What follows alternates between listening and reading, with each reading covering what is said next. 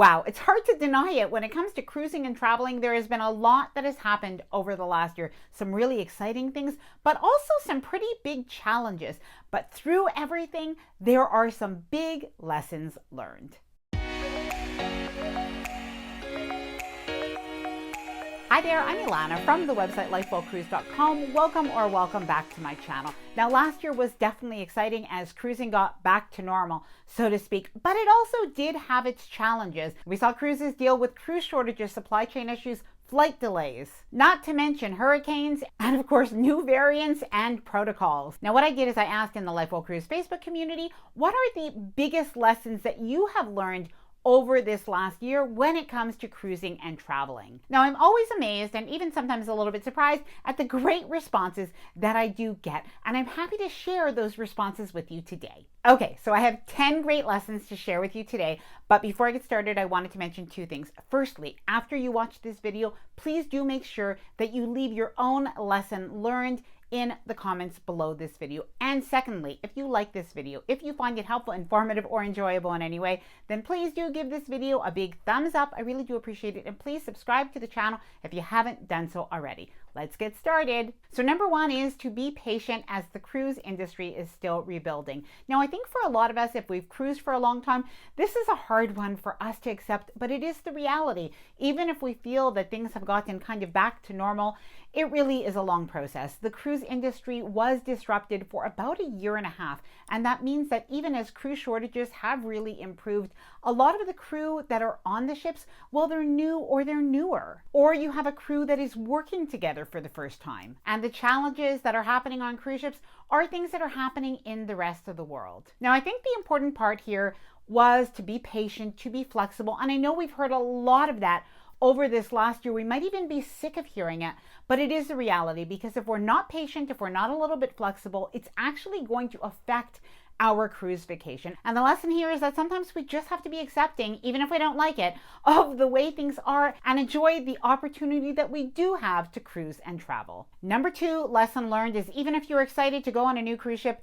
resist the temptation to book an inaugural cruise. Yes, a lot of people said they booked those new cruise ships. They got so excited, but they were disappointed in their inaugural cruise, or even if they sailed during those first few sailings, those first few weeks, that they really did think they would have been better off waiting. Now, personally, I think this is good advice for any time. If you can avoid booking those inaugural cruises and wait a few months before you sail, you're probably going to have a better experience. The shows are all going to be up and running. The crew is going to be used to working with one another. Any of those kinks and different things that need to be worked out, all of that is going to be done. Now, by the way, please let me know if you did go on an inaugural cruise this past year. Please let me know down in the comments below. Number three, cruising solo is amazing. Now, I loved reading so many comments from people who said that cruising on their own was the best thing that they could have done. So a lot of people had the comment that said the lesson that they learned was that they should get out of their comfort zone,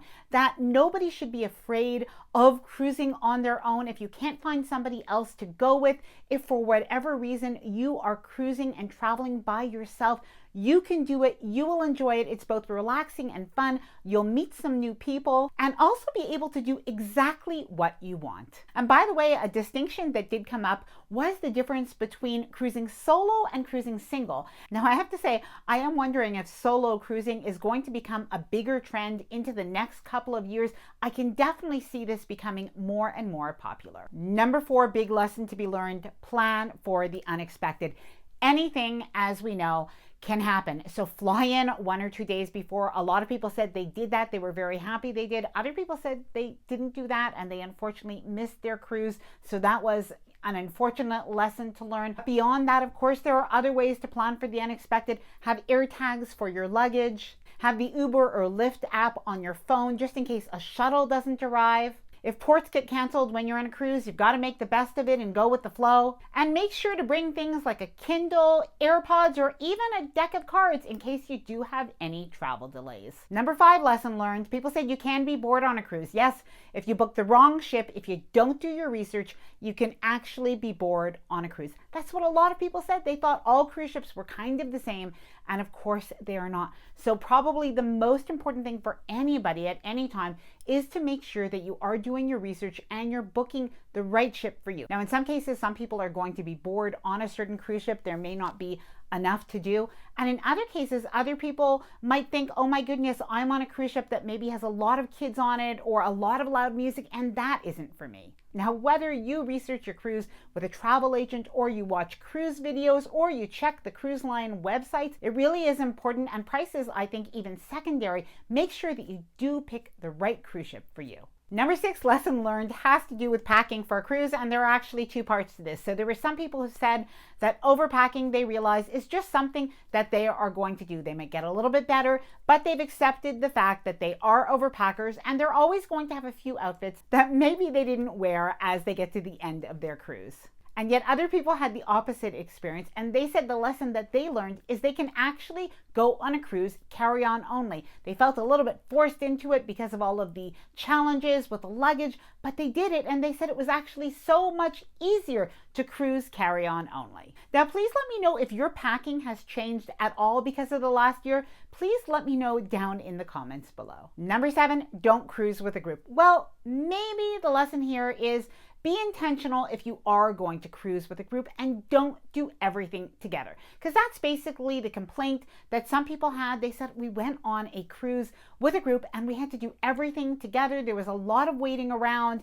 We were bored a lot of the time because we maybe went with boring friends or boring people. So I think you have to make sure that you go with people that you're actually going to have fun with, and that you set up the expectations before your cruise. I don't think anybody, if you go on a group cruise, that you should ever be spending every waking moment together. So maybe try to set that up so that you're meeting for dinner or you're doing certain excursions, but you're being very intentional if you have a group cruise. Number 8 lesson learned was some things that you really want to make sure that you bring on a cruise, even if you don't think of them. So one of them was to make sure that you bring a sweater, a shawl, or a light jacket, even if you're on a warm weather cruise. A lot of people said their shoulders were cooled or it was cooler in the evening than they thought it might be. So that is something for men and for women. Make sure that you do bring a jacket. Sometimes we don't think about that on those warm weather cruises. Bring your own reusable straws. Now, obviously, this depends how you feel about the situation, but cruise lines have pretty much all gone away from using any plastic straws, and some people said they hated having those soggy paper straws. If that is you, make sure that you do bring your own stainless steel or other reusable straws. And don't forget cold medicine, cough drops, and a first aid kit. Number 9, you can cruise too much. Now, I thought this was a really interesting one because I met some people on a recent cruise, and that was something that they actually expressed to me. They said that when cruising restarted, they booked a lot of cruises, in part because they had a lot of future cruise credits, because there were a lot of good deals, because they were so excited to get back on cruise ships. But they said that they did realize that by cruising so much that sometimes it is a little bit too much. The novelty kind of goes away. They started to find that they were a little bit critical of the food and other things on the cruise ships, and a little bit of the magic was gone. So they said what they were doing for next year was actually slowing down on some of their cruise bookings. Now, I have a bonus one for both new cruisers and repeat cruisers after this, but number 10 has to do with the waste of money on a cruise. Yes, there were some lessons learned when it came to waste of money on a cruise. So one of the wastes of money was basically the casino, and in particular the slots. People said that they realized, they learned the lesson that they are not going to win when it comes to slots. Obviously, some people do win, but they said what they did learn was it was a waste of time, a waste of money, because it really isn't set up for you to win. Now, another waste of money for some people was the beverage package. So a lot of people had the beverage package, and they said they really tried to find the value in it, tried to make it work,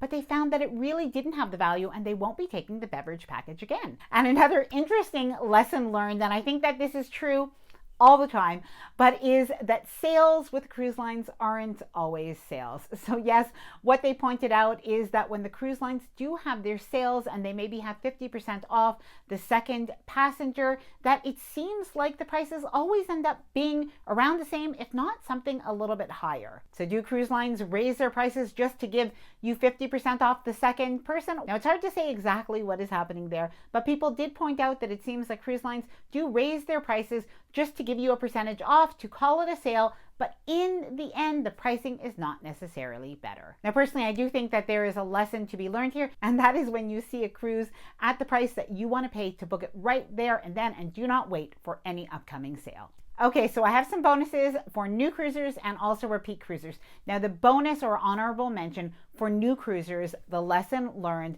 was that cruising is addictive. Now, I've cruised for many years and I absolutely know that it is addictive. People said they were hooked right from the very first one. And something that I have noticed is first-time cruisers really don't do as much kind of complaining as many of us do that have cruised for all of the years, because of course, cruising is still amazing. And an important lesson, and this was shared by many avid cruisers, but this is, I think, probably the most important lesson of all, and really all of us should be taking this into our coming years, and that is that we need to seize the day. Tomorrow is not promised, and if there is a dream trip that you want to do, the lesson learned is that you have to do it now. Even if the timing is not perfect, even if cruising is not perfect, you will not regret the trip that you take. Now, I'd love to hear from you. What are your own lessons that you've learned about cruising and travel? Please let me know down in the comments below. And no matter when you are watching this video, I'm actually filming this video now as there's a winter storm outside of my window, but I wish you the very best in your future travels. If you did enjoy this video, please do give it a big thumbs up, and please subscribe to the channel if you haven't done so already. Bye for now, and happy cruising.